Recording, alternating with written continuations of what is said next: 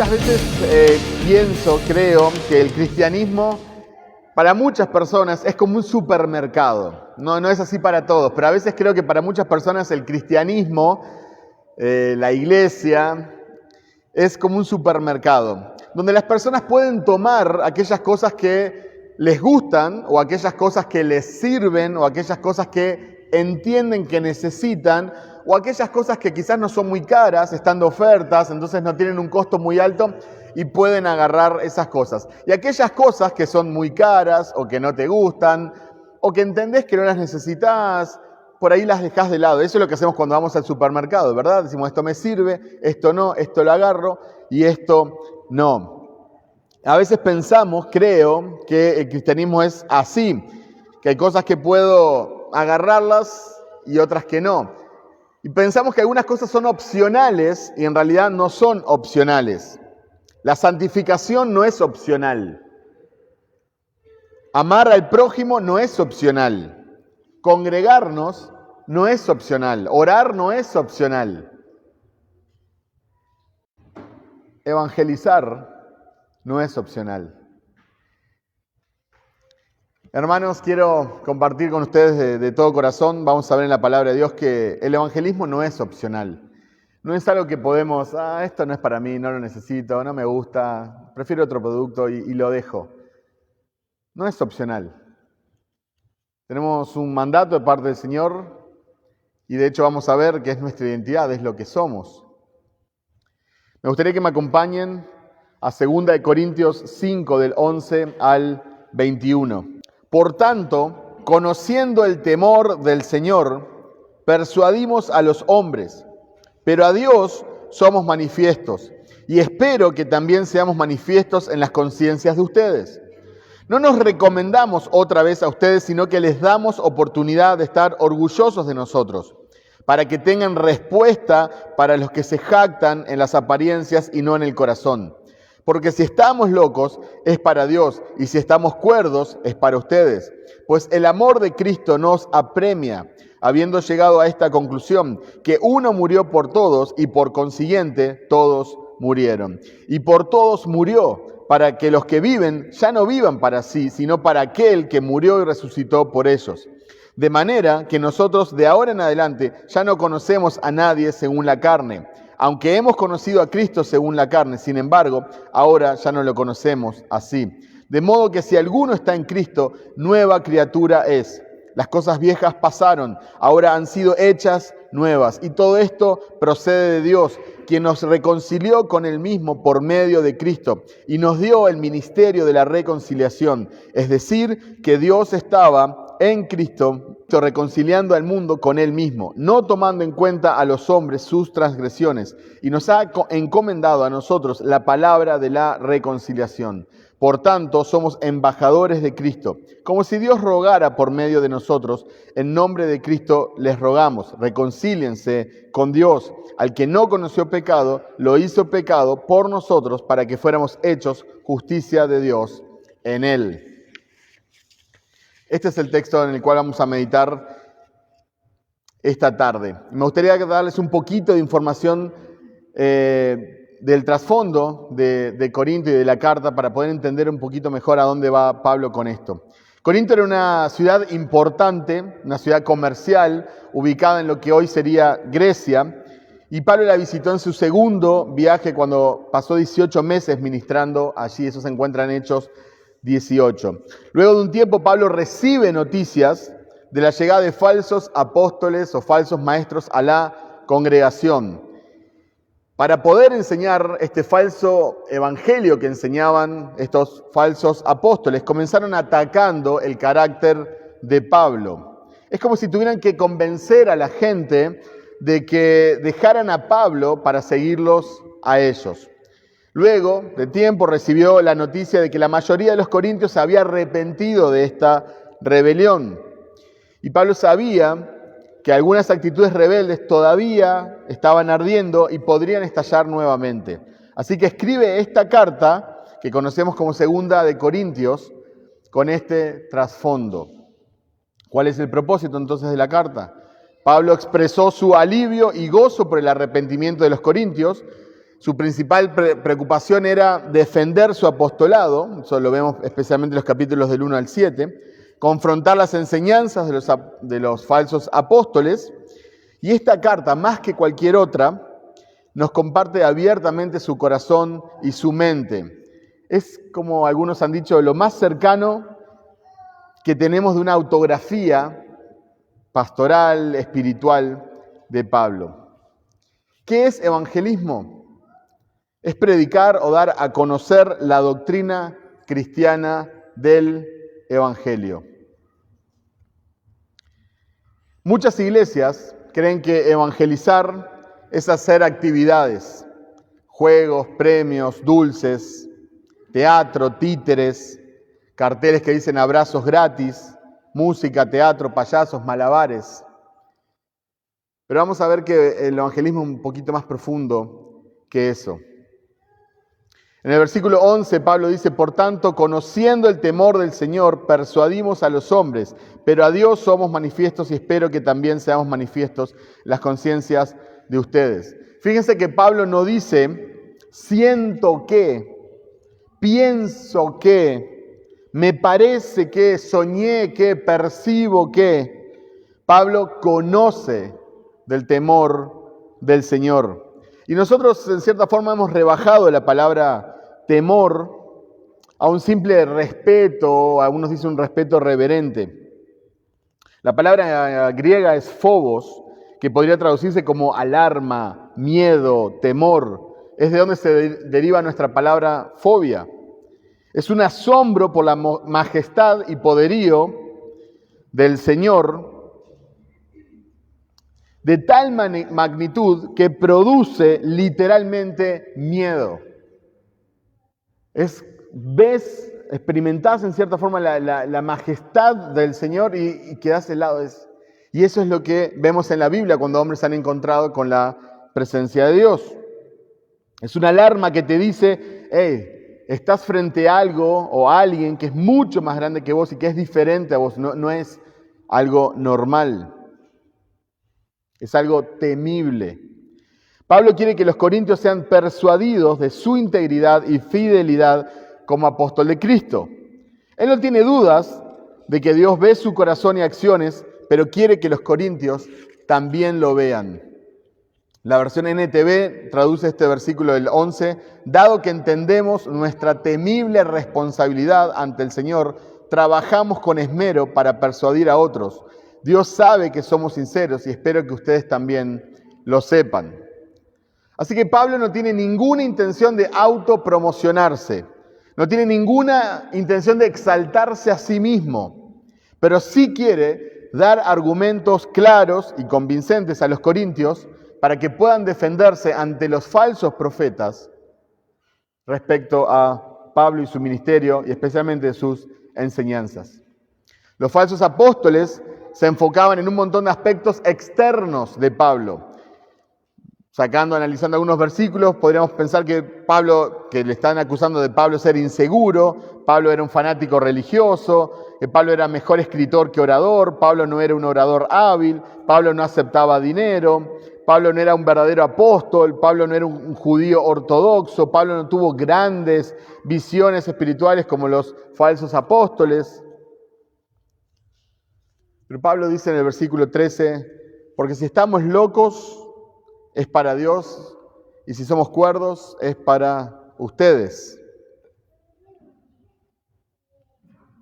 Pablo probablemente fue acusado de ser un loquito, un fanático religioso, alguien que le lavaron el cerebro y que anda tratando de hacer lo mismo con los demás. Pero Pablo no estaba loco, pero no niega, que su vida es una locura para esta sociedad. Entonces, no dice, no es que esté loco, pero mi vida, comparado con esta sociedad, sí es una locura. Mis creencias para esta sociedad son una locura. El mensaje que predico para esta sociedad es una locura. Por supuesto que esta sociedad va a pensar que estás loco. Pablo era un hombre que tenía una devoción profunda a Dios, que ama predicar la cruz y la gracia del Señor, A pesar de que lo metan preso, a pesar de que lo lastimen, a pesar de que lo torturen. Era un hombre cuya mayor meta era la gloria de Cristo, a pesar de los sufrimientos. Su mayor pasión era dar a conocer a Cristo en los lugares donde no fue predicado. Y esta acusación no es exclusiva de Pablo. Si amás la palabra de Dios, te van a tratar como un loco. Si compartís el Evangelio en toda oportunidad, van a pensar que sos un fanático religioso. Si luchás por ser santo y apartarte del pecado, es porque estás mal de la cabeza. Si vas a la iglesia, ofrendás, orás, lees la Biblia, es porque te lavaron el cerebro. Pablo dice, si estoy loco es a causa del Señor y si estoy cuerdo es por ustedes. Fue también a los Corintios en su primera carta que escribe sobre su mensaje, 1 Corintios 1, 18 al 25. Porque la palabra de la cruz es necedad para los que se pierden, pero para nosotros, los salvos, es poder de Dios. Porque está escrito, destruiré la sabiduría de los sabios y el entendimiento de los inteligentes desecharé. ¿Dónde está el sabio? ¿Dónde está el escriba? ¿Dónde está el que sabe discutir en este siglo? ¿No ha hecho Dios que la sabiduría de este mundo sea necedad? Pues ya que en la sabiduría de Dios el mundo no conoció a Dios por medio de su propia sabiduría, agradó a Dios mediante la necedad de la predicación salvar a los que creen. Porque en verdad los judíos piden señales y los griegos buscan sabiduría, pero nosotros predicamos a Cristo crucificado. Y eso es lo que tenemos que hacer nosotros, predicar a Cristo crucificado. No es buscar qué necesita la gente, o qué quiere escuchar la gente, o qué le agrada a la gente. Nosotros tenemos que predicar a Cristo crucificado. Dice, piedra de tropiezo para los judíos, necedad para los gentiles. Sin embargo, para los llamados, tanto judíos como griegos, Cristo es poder de Dios y sabiduría de Dios. Porque la necedad de Dios es más sabia que los hombres y la debilidad de Dios es más fuerte que los hombres. Muchos nunca van a ser tratados como locos porque no predican un evangelio bíblico. Entonces, al contrario, en lugar de ser tratados como locos o como fanáticos religiosos, van a ser aplaudidos. Y van a ser seguidos. Y la gente le va a encantar escuchar lo que ellos tienen para decir. Y los van a aplaudir y se van a agradar y se van a reír. Pero es porque no predican el mismo mensaje que predicaba Pablo. El evangelio bíblico es una locura para los que se pierden. Es una necedad, es una tontería, es un sinsentido. Pero muchas personas en las iglesias prefieren sentirse bien consigo mismos porque no quieren tener la acusación de la sociedad, no quieren estar mal con la sociedad, no quieren ser tratados de locos, entonces simplemente no predican el evangelio o no lo predican como deberían de predicarlo porque no quieren tener esta oposición que estaba enfrentando Pablo y que podemos enfrentar cualquiera de nosotros. Hay muchos pastores que montan un show cada domingo para entretener a los perdidos. Los perdidos se sienten cómodos en las iglesias evangélicas porque se les predica un evangelio diluido. No se confronta el pecado, no se habla de la justificación por la fe, no se predica todo el consejo de la palabra de Dios. Entonces, a modo personal, quiero animarte a que prediques el evangelio. Pero predicar el evangelio, tengo que avisarte, recordarte que va a traer oposición. Eso es bíblico. Pero vamos a seguir viendo que predicar el evangelio es también una obligación moral. Si seguimos leyendo los versículos 14 al 16, dice, pues el amor de Cristo nos apremia, habiendo llegado a esta conclusión, que uno murió por todos y por consiguiente todos murieron. Y por todos murió para que los que viven ya no vivan para sí, sino para aquel que murió y resucitó por ellos. De manera que nosotros de ahora en adelante ya no conocemos a nadie según la carne, aunque hemos conocido a Cristo según la carne, sin embargo ahora ya no lo conocemos así. No predicar el evangelio de Cristo después de haber recibido su amor es algo inmoral. Es una contradicción moral, filosófica, teológica y ponela como quieras. Una persona que recibió el amor de Cristo, que fue salva, que recibió la gracia del Señor, que no comparta con los demás este gran tesoro, es de un egoísmo, es una inmoralidad difícil de expresar. Solo se nos puede ocurrir a nosotros los cristianos eso. No puedo recibir el amor de Cristo, cuyo objeto es alcanzar a los perdidos, y que no produzca en mi corazón el deseo de alcanzar a otros perdidos. Simplemente no es posible. ¿Puedo experimentar el nuevo nacimiento y no desear que otros lo experimenten? Cuando Pablo se refiere al amor de Cristo, no está refiriéndose a su amor por Cristo. Está hablando del amor de Cristo por Pablo, el amor de Cristo por nosotros. ¿Cómo puede ser que Cristo me haya llamado a mí? Esa es la primera pregunta que destroza toda la teología, o es la pregunta teológica más profunda. ¿Cómo puede ser que Cristo me haya llamado a mí? En el Antiguo Testamento tenemos un pasaje que explica un poco el carácter de Dios. Miqueas 7:18 dice: ¿qué otro Dios hay como tú, que perdona la maldad y olvida el pecado del remanente de su pueblo? Tú no guardas el enojo todo el tiempo, porque te deleitas en la misericordia. La versión NBI traduce: porque tu mayor placer es amar. Gálatas 2:20 dice: con Cristo he sido crucificado, y ya no soy yo el que vive, sino que Cristo vive en mí, y la vida que ahora vivo en la carne, la vivo por la fe en el Hijo de Dios, el cual me amó y se entregó a sí mismo por mí. Y nosotros muchas veces leemos muy rápido: el cual me amó y se entregó a sí mismo por mí. El cual me amó y se entregó a sí mismo por mí.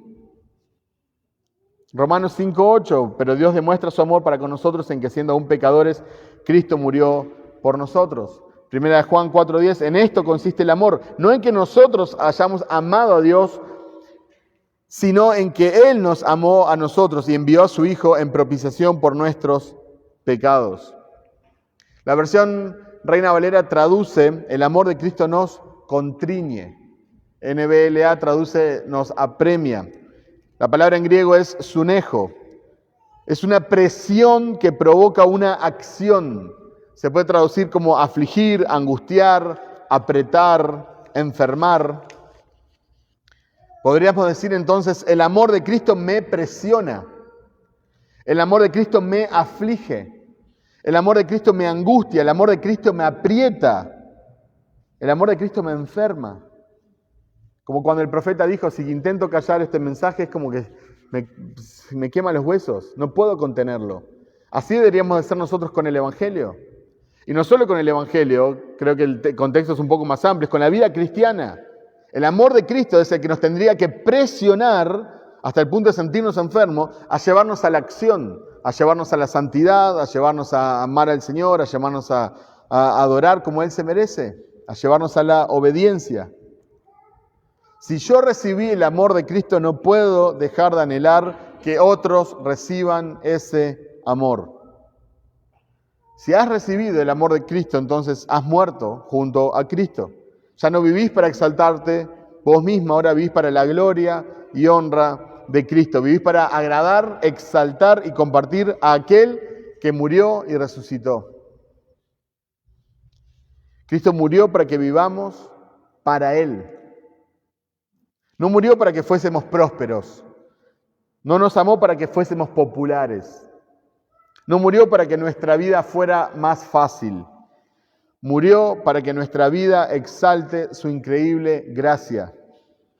Efesios del 1 del 3 al 7, dice: bendito sea el Dios y Padre de nuestro Señor Jesucristo, que nos bendijo con toda bendición espiritual en los lugares celestiales en Cristo, según nos escogió en Él antes de la fundación del mundo, para que fuésemos santos y sin mancha delante de Él, en amor, habiéndonos predestinado para ser adoptados hijos suyos por medio de Jesucristo, según el puro afecto de su voluntad, para alabanza de la gloria de su gracia, con la cual nos hizo aceptos en el amado, en quien tenemos redención por su sangre, el perdón de pecados, según las riquezas de su gracia.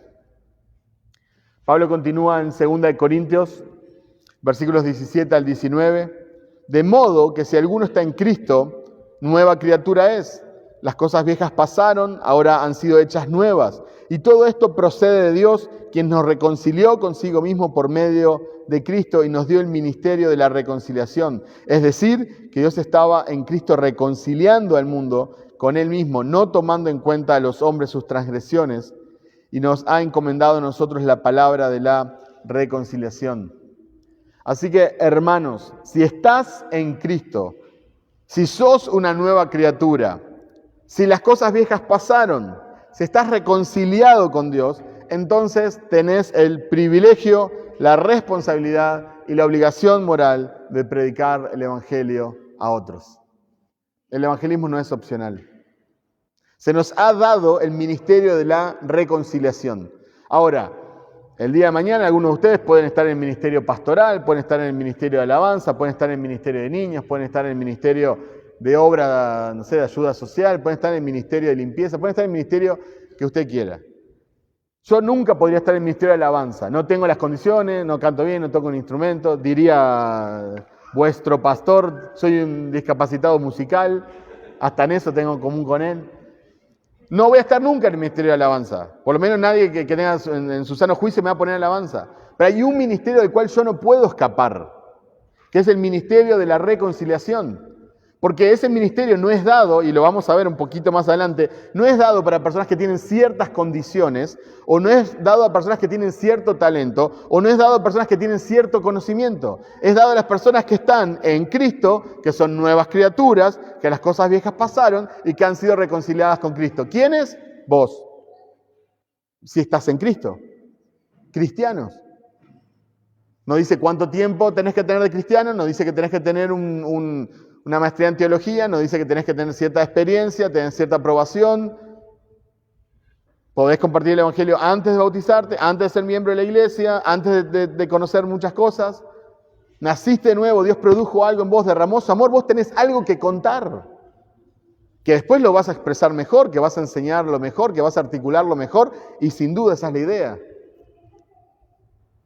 Pero si estás en Cristo, se te ha dado una responsabilidad, se te ha dado una misión, se te ha dado una identidad. Y nos encargó el ministerio de la reconciliación, versículo 19. ¿A quién se le encargó? ¿Al apóstol Pablo? A vos y a mí, a todos los cristianos. El evangelismo es un estilo de vida. El evangelismo no es una actividad ocasional. No es que el sábado nos reunimos y salimos a evangelizar. Puede ser buena idea, es válido, no estoy diciendo que esté mal. Pero el evangelismo no se limita a eso. El evangelismo no es una actividad ocasional. El evangelismo es quién sos, no lo que haces. Vos sos un ministro de la reconciliación. Vos sos una nueva criatura. Vos tenés un mensaje que es una locura para este mundo. Ahora, si somos honestos, creo que hay una creencia en nuestros días, una creencia que anda por las iglesias, recorriendo ahí los pasillos, a veces se sube al púlpito. Es una creencia muy peligrosa porque es difícil de detectar. Si yo me parara acá enfrente y les digo a ustedes una herejía, y todos ustedes sabrían que estoy diciendo cualquier pavada. Están entrenados, escuchan la palabra domingo a domingo. Pero hay una enseñanza que es muy peligrosa, que se mete y no la detectamos tanto. Y esa enseñanza es que predicar el evangelio es para unos pocos. Eso se ha metido en las iglesias. Llega a los púlpitos, anda por ahí, se mete en las canciones, se mete en las actividades. Muchos cristianos creen que los pastores son los que tienen que predicar el evangelio. Los pastores. Por eso nos limitamos a invitar a las personas a la iglesia. Vamos a ser honestos, ¿no? Hay veces que nosotros no le predicamos el evangelio a nadie, pero le invitamos a la iglesia y eso calma nuestra conciencia, porque yo ya le invité a la iglesia y nunca vino. No, predicar el evangelio. Capaz que la persona dispone su corazón a venir a la iglesia el domingo, pero capaz que muere el viernes y no va a resucitar el domingo. Entonces tenés que predicar el evangelio. Nuestra responsabilidad no es la salvación de la gente, es predicar el evangelio. Es tu responsabilidad, no la del pastor que va a predicar el domingo. Muchas veces simplemente es como que tenemos una teología rara y pensamos que, como el pastor es más efectivo, el pastor sabe más, o un líder o algo, entonces te presenta, vamos a tomar un café y vos le hablás. Predicar el evangelio. Los que tienen mucho conocimiento bíblico, teológico, tienen que predicar el evangelio. Hermanos, es bueno y natural tener el deseo de crecer en conocimiento. Tuve la bendición de estudiar teología, sigo estudiando, quiero seguir estudiando, me encanta, es bueno seguir estudiando y capacitándose. Pero no es necesario tener un doctorado en teología para compartir el Evangelio. Entonces no pongamos excusas. Un niño que acaba de conocer a Cristo, que acaba de profesar fe en Cristo, tiene algo para compartir. Como les digo, no será un evangelio súper articulado, no va a imprimir un libro, no va a publicar un libro con esa declaración del evangelio, pero tiene algo para compartir. Ahora, el otro problema es cuando las personas tienen años y años en la iglesia y no tienen mucho conocimiento. Ese es otro problema. O sea, ¿por qué hace tantos años que estás en la iglesia y no tenés como conocimiento suficiente como para articular el evangelio? Ese es otro problema, es algo que tenemos que analizar. No necesito ser teólogo, o sea, un doctor en teología para predicar el evangelio, pero al mismo tiempo, si no tenés nada de conocimiento y hace años que profesás fe en Cristo, hay algo que anda mal. Yo estoy convencido que la mayoría de los hogares de personas cristianas, cuando vienen los mormones, vienen los testigos de Jehová a compartir, no les cerramos la puerta porque estamos muy ocupados, porque nos tienen hasta acá y ya no nos aguantamos. Muchas veces no tenemos respuesta para ellos. Y eso es triste, porque nosotros tenemos la verdad. ¿Y ellos viven una mentira? En mi caso, que vivo en una comunidad musulmana, vivo en una comunidad árabe en Ciudad del Este, a mí me encanta compartir con nuestros vecinos, tenemos muchos amigos, junto a mi familia, y todo el tiempo estamos discutiendo sobre la Trinidad, y sobre la palabra de Dios, y sobre la deidad de Jesús. Bien, por supuesto que sí, la Trinidad es súper racional, o sea, va más allá de la razón y todo, pero yo tengo que presentar razón de mi fe. Yo tengo que estar listo para presentar batalla, para luchar ardientemente, contender ardientemente por la palabra de Dios, contra las falsas enseñanzas. Obviamente uno va creciendo, como en mi caso que vivo en una comunidad específica, bueno, yo puedo estudiar más sobre ellos, puedo estudiar cómo alcanzarlos, pero el Evangelio es el Evangelio para todos. Predico el mismo Evangelio con ellos que le predicaría a un católico, le predico a uno que profesa ser evangélico, y es el mismo Evangelio. Hay veces que en la iglesia pensamos que los extrovertidos tienen que compartir el evangelio. Este que es tremendo careta, este que es tremendo payaso, ¿verdad? Este que habla por los codos, pero yo no, porque yo soy tímido, a mí no me gusta hablar. Y quizás sí hay personas que tienen más facilidad de palabra que otras. Es así. Pero nosotros no podemos dar excusas. Porque la salvación es del Señor. Si la salvación dependiera de mí, y bueno, entonces sí, tendríamos que, poner a los mejores a predicar, ¿verdad? Y cada uno que pasa en la iglesia le ponemos ahí a ver al que Dios dotó, ¿verdad? Pero no es así, no es como la alabanza que los que van a pasar son personas que tienen que tener ciertas condiciones. Todos nosotros tenemos que compartir el Evangelio. Puedes compartirlo de diferentes formas, capaz que hay algunos que nunca se van a parar delante de un gran público, pero todos tenemos la responsabilidad de compartir el Evangelio. Si no, el ministerio de la reconciliación se le hubiera dado solo a los extrovertidos. Pero no es solo para los extrovertidos, es para todos los que están en Cristo. Y por más milagroso que es el nuevo nacimiento, no convierte a los tímidos en extrovertidos. O sea, no es un requerimiento del Evangelio. Ser nueva criatura no te saca necesariamente la timidez o el perfil bajo. Entonces hay un punto donde no tenemos que poner excusas y pedir ayuda al Señor, porque puede ser una debilidad, pero en la debilidad el Señor se va a hacer fuerte, ¿verdad? Y tenemos que intentar compartir el Evangelio. Y por último, algunas personas creen que no es necesario predicar el Evangelio porque Dios ya escogió quiénes han de ser salvos. Es verdad que Dios ya escogió quiénes han de ser salvos. Eso es bíblico. De otra manera nadie escogería a Dios. Eso es claro en la Biblia. Pero también es claro en la Biblia que Dios escogió a la iglesia para predicar el Evangelio a los perdidos. Y que toda aquella persona que haya sido escogida por Dios va a ser atraída a través de la predicación del Evangelio, a través de la iglesia. Me refiero a la iglesia a través de los cristianos.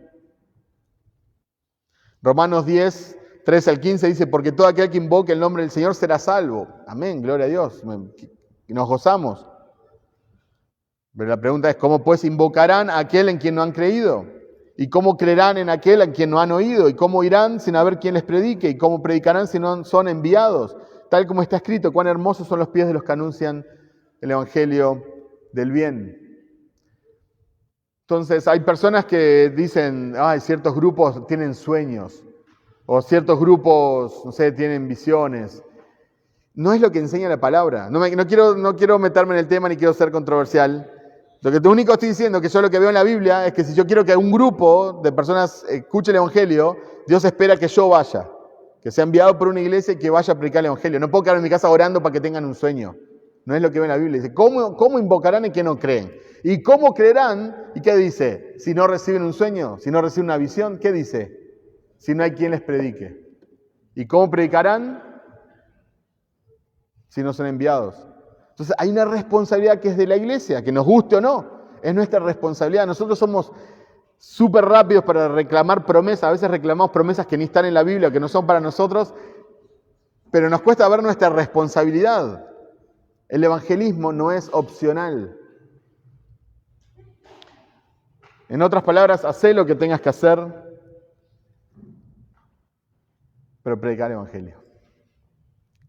Y dejar que Dios haga lo que Él quiere hacer. Nuestra responsabilidad es predicar el evangelio. Pablo también dijo en Hechos 20:24, pero de ninguna manera estimo mi vida como valiosa para mí mismo, a fin de poder terminar mi carrera y el ministerio que recibí del Señor Jesús para dar testimonio solemnemente del evangelio de la gracia de Dios. La vida del apóstol Pablo no era valiosa para él mismo. Tu vida es valiosa, pero no es para vos mismo. Tu vida es valiosa para exaltar la gracia de Dios. Nuestra vida carece de valor si no es por la gracia de Dios. Fuimos diseñados, lo leíamos en Efesios 1, fuimos diseñados para exaltar la gracia de Dios. ¿Cómo puedo exaltar la gracia de Dios si no comparto con otros? Cantamos de la gracia de Dios, su gracia es mayor, predicamos sobre la gracia, podemos tener camisetas sobre la gracia, pero no hablamos de la gracia con otras personas. ¿Qué es lo que más necesitan? Son personas que no tienen esperanza, no tienen perdón, sienten culpa, saben todas las cosas malas que han hecho, saben que no hay esperanza, se muestran lindos, su vida es un filtro. Y nosotros tenemos la gracia y no compartimos con esas personas. Entonces, eso es lo que no debe de pasar. Muchos de nosotros, cuando fuimos alcanzados por el Señor, quizás hace muchos años, estábamos apasionados y compartíamos el evangelio con todos a nuestro alrededor. No sé si les pasó, ¿sí? Pero a veces cuando recién nos convertimos a Cristo estábamos como mono con metralleta, ¿sí? Queríamos alcanzar a todo el mundo, estábamos como locos compartiendo de Cristo. Pero a medida que va pasando el tiempo, vamos madurando, ¿no? Entonces ya somos más medidos con nuestras acciones, somos más medidos con nuestras palabras, ya no nos paramos arriba de una mesa en un restaurante a hablar de Jesús, ¿no? Porque no hay que guardar el testimonio, qué van a decir, ¿verdad? Maduramos.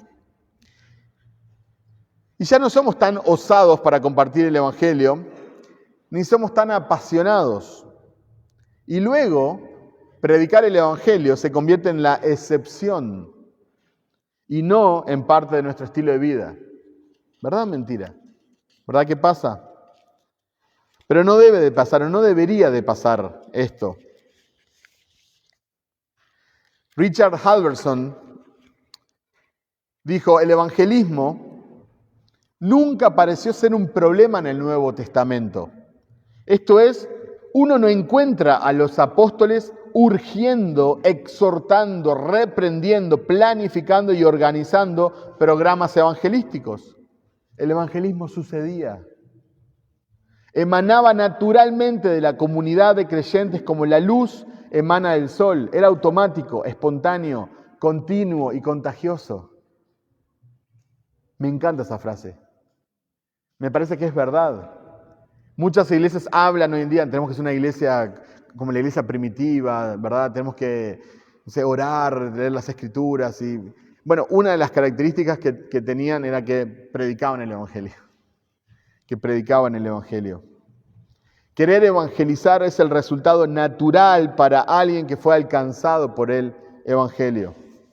Y quiero ser muy honesto, yo no solo quiero animarte a que prediques el evangelio, yo quiero animarte a que prediques el evangelio apasionadamente. Predicar el evangelio desde la apatía y solo apuntando a lo intelectual es un oxímoron. Un oxímoron es cuando se usan dos conceptos que se contradicen entre sí. Una belleza monstruosa, una santidad pecaminosa, el más creyente de los ateos. ¿Sí? Se usa artísticamente dos conceptos que son contradictorios en una frase. Bueno, evangelio y apatía es contradictorio. Evangelio y solo ejercicio intelectual, eso es contradictorio. Evangelio y falta de pasión es contradictorio.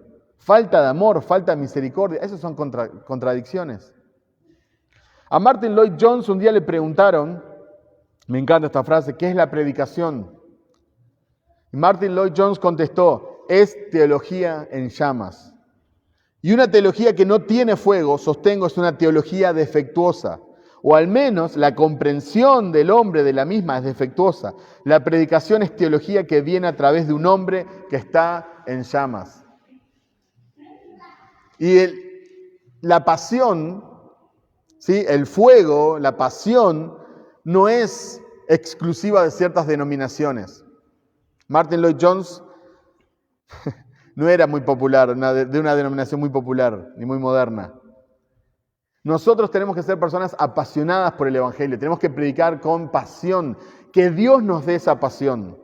Así como nos da pasión a veces por discutir por la sana doctrina, o nos da pasión por hablar, ¿verdad?, de cierto tipo de iglesias ahora, o nos da pasión por la reforma, nos da pasión por la historia, o a veces nos apasionamos por fútbol y por otras cosas, que nos dé pasión por el Evangelio, por compartirlo, pero no solo por compartirlo, sino por cómo lo compartimos. Se nos tiene que acusar de loquitos. No está mal eso, que piense que nos lavaron el cerebro. Y voy a más adelante voy a decirles cuál es el límite. Obviamente no significa quedarle pesado a la gente, pero por lo menos que nos reconozcan como personas apasionadas. Yo no comparto con él, pero tiene convicción. Lo que él cree verdad, eso me quiere compartir.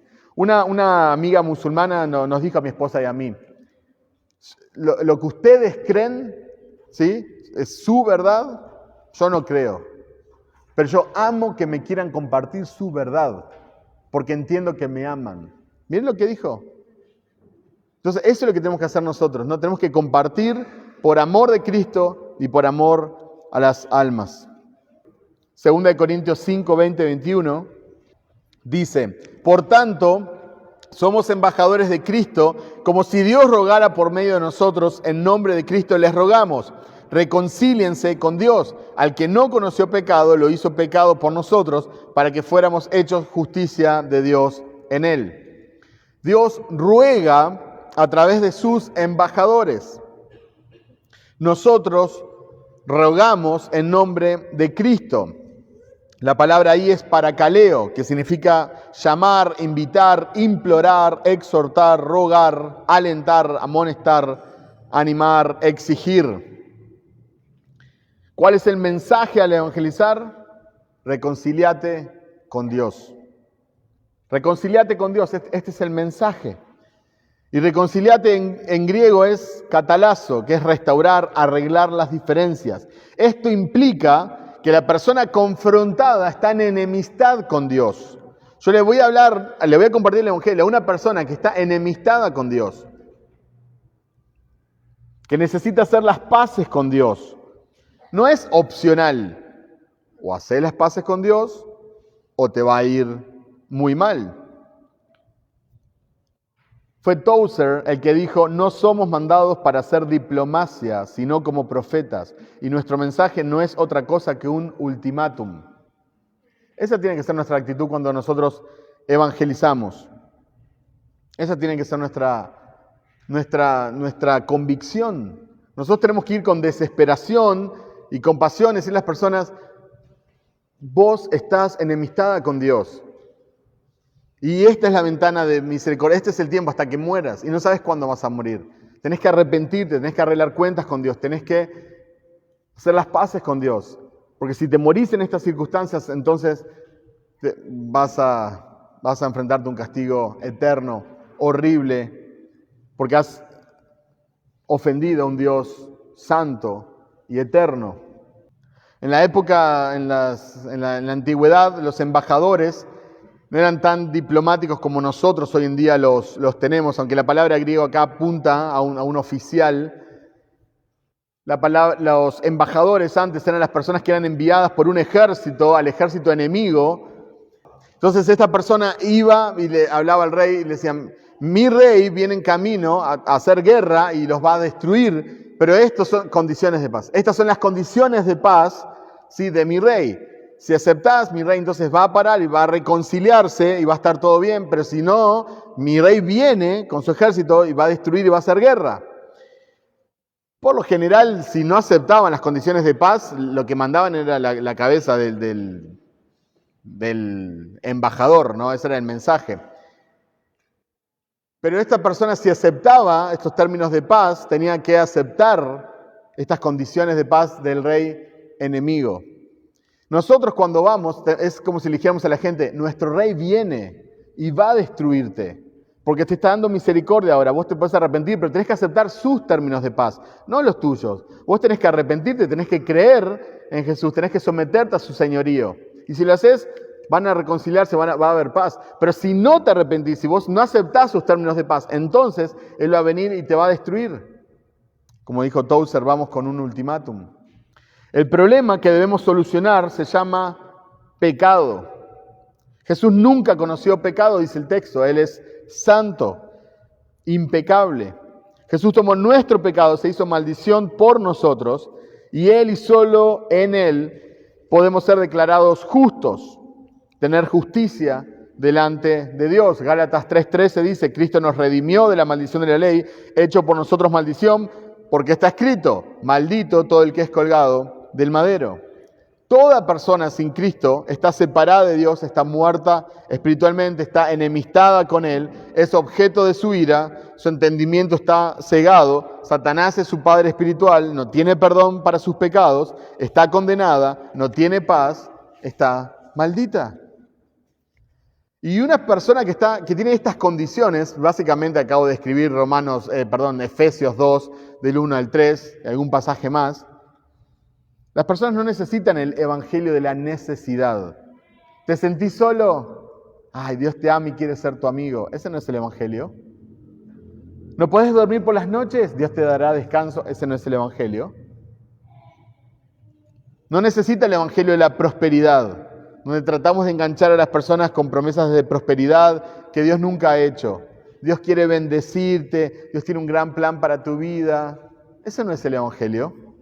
Y no necesita el evangelio de la comodidad. Y digo comodidad para nosotros porque como no queremos profundizar mucho el evangelio, simplemente le decimos, podés repetir esta oración conmigo y ya está. Podés aceptar a Jesús como Salvador y no como Señor de tu vida. O vení a la iglesia. Ahí pensamos que nosotros, ya lo mencioné antes, como predicamos porque le dijimos vení a la iglesia. Eso no es el evangelio. Voy a leer nuevamente versículos 20 al 21. Por tanto, somos embajadores de Cristo, como si Dios rogara por medio de nosotros. En nombre de Cristo les rogamos, reconcíliense con Dios. Al que no conoció pecado, lo hizo pecado por nosotros, para que fuéramos hechos justicia de Dios en Él. El problema era un poquito más grande que no poder dormir por la noche, o estar deprimido, o sentirse solo. Hay muchas circunstancias que no van a cambiar en nuestra vida porque tienen que ver con el pecado y tienen que ver con el mundo en que vivimos. Pero sí puede cambiar nuestra eternidad, sí puede cambiar nuestro corazón, sí puede cambiar. Sí podemos tener perdón de pecados, sí podemos ser nuevas criaturas, sí las cosas viejas pueden quedar atrás y sí podemos estar sin condenación. Porque el Hijo de Dios, el Santo Hijo de Dios, se hizo maldición por nosotros. Dios fue movido a compasión para salvarte porque no eras deseable, por eso fue movido a compasión. No es que Él vio qué potencial que tiene este muchacho, esta muchacha, qué bien que canta, capaz que puede servir para el alabanza. No es que Él vio potencial en nosotros. Él no había nada deseable en nosotros y ciertamente no nos necesitaba. Por eso fue movido a compasión. Dios no estaba desesperado por tener una relación con vos, como algunos lo hacen ver, como parece que un novio está desesperado tratando de conquistarte. Dios tuvo compasión, misericordia y te amó. Por su voluntad, por el puro afecto de su voluntad, decidió amarte. Y derramó su gracia sobre tu vida y te hizo un favor que no merecías. Y quizás lo más increíble de la gracia de Dios es que no solo te salva, sino también que ahora te entrega el ministerio de la reconciliación. Andá y decirle al mundo que se reconcilien conmigo, como yo me reconcilié contigo. Porque vos te reconciliaste con Dios porque alguien te habló. Quizás Dios en su providencia, sí, quizás fue un programa de radio, quizás fue algo en internet, quizás fue una literatura, pero alguien está detrás de eso. Y ciertamente hay alguien que cada domingo está acá instruyéndote, o personas que ha usado Dios para traducir la Biblia. Entonces, somos ministros de la reconciliación. Esto no significa que debo volverme una persona desagradable, bajo ningún concepto. Los cristianos deben ser las personas más gozosas y más agradables que existen en el mundo. Que el mundo nos odie, eso habla de su maldad y que odian a Jesucristo. No tenemos por qué darle razones para odiarnos. No significa que tenés que ser monotemático, que solo vas a cada cumpleaños, cada fiesta y solo hablas de Jesús. Hola tío, tanto tiempo. Jesús te ama, Jesús murió por vos. No significa eso. No significa que no puedas mantener una conversación de otro tema, ¿sí?, con la persona. Pero no es posible conocer, o no debería ser posible, conocer a una persona por meses, por años, y nunca compartirle el Evangelio. Eso es lo que no está bien. Hay que aprovechar las oportunidades, porque quizás la próxima oportunidad nunca llegue. Debemos ser sabios, pero al mismo tiempo debemos de ser apasionados. 2 Timoteo 4, 1, 2 dice: te encarezco delante de Dios y del Señor Jesucristo, que juzgará a los vivos y a los muertos en su manifestación y en su reino, que prediques la palabra. Que instes a tiempo y fuera de tiempo, redarguye, reprende, exhorta, con toda paciencia y doctrina. Alguno me dirá, bueno, eso se lo está diciendo Timoteo, que era un pastor. Sí, pero en el versículo 5 le dice, haz obra de evangelista. Y era un pastor. Entonces, hermanos, no esperen invitar a alguien, no se limiten a invitar gente a la iglesia.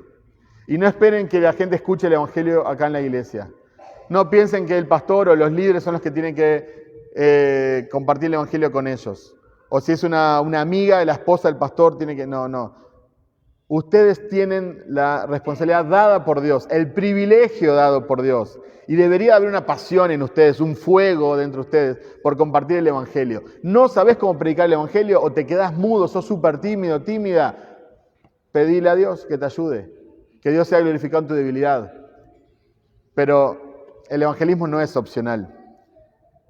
Termino con dos frases, una de John MacArthur que dice: todos los cristianos necesitan ser agresivos en la proclamación del evangelio. ¿Cuán diferente sería el mundo si todos fuéramos agresivos en compartir el evangelio? Y termino con esta frase que me parece espectacular. Realmente esta frase resume todo lo que estuvimos hablando. Es del conocido Charles Spurgeon, conocido como el príncipe de los predicadores. Si los pecadores han de ser condenados, al menos dejemos que salten al infierno sobre nuestros cuerpos sin vida. Y si perecen, que perezcan en nuestros brazos envueltos alrededor de sus rodillas, suplicándoles que se queden. Si el infierno debe llenarse, que se llene a pesar de nuestros esfuerzos y que no quede ninguno sin advertencia y sin oración. Amén. El evangelismo no es opcional, ¿sí? Salgamos y compartamos de Cristo con toda persona, en todo momento, en toda oportunidad, y que Dios sea glorificado.